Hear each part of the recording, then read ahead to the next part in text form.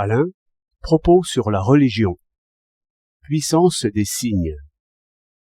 Dans toutes les anciennes civilisations, on retrouve des pratiques de magie, qui consistent toujours, il me semble, en ceci que les signes bienveillants doivent avoir un effet favorable, et les signes malveillants au contraire.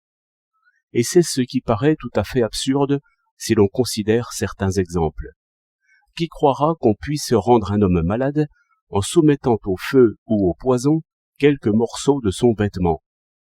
Qui croira qu'on rendra une blessure incurable si l'on empoisonne, après la blessure, la flèche qui l'a faite?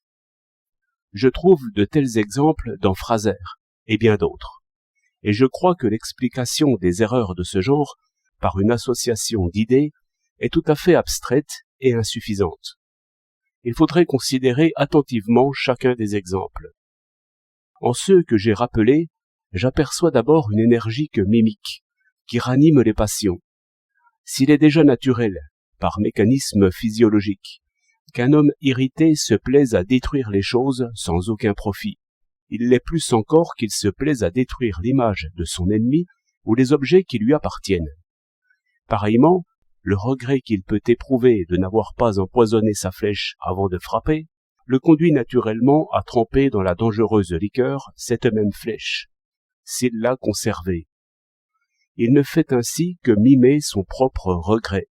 C'est une forte manière de l'exprimer aux autres et à lui-même. Cette mimique redouble la colère, ranime la haine, et est ainsi directement propre à nuire.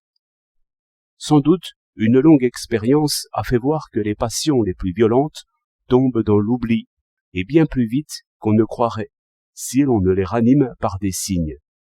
Il est donc vrai, et rigoureusement vrai, que les maux humains résultent de tels signes et de telles cérémonies. Le mal d'opinion est plus prompt, et franchit les distances sans qu'on puisse voir par où il a passé.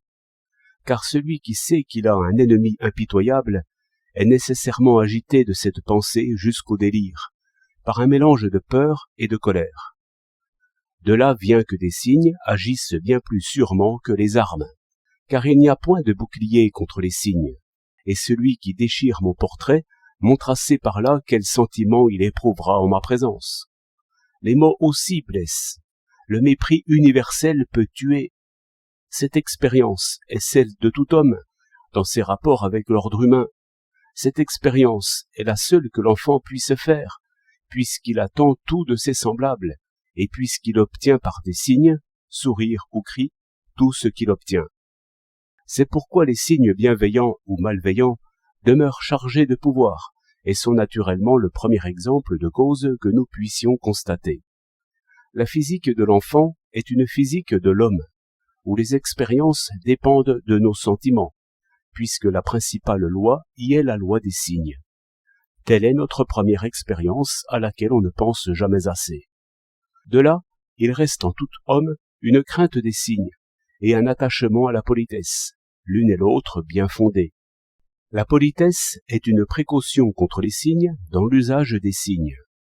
On ne peut la mépriser sans s'exposer au regret cruel d'avoir nui sans le vouloir, car il reste vrai qu'une menace ou un défi, qui ne sont pourtant que des signes, peuvent donner à un blessé quelques degrés de fièvre de plus.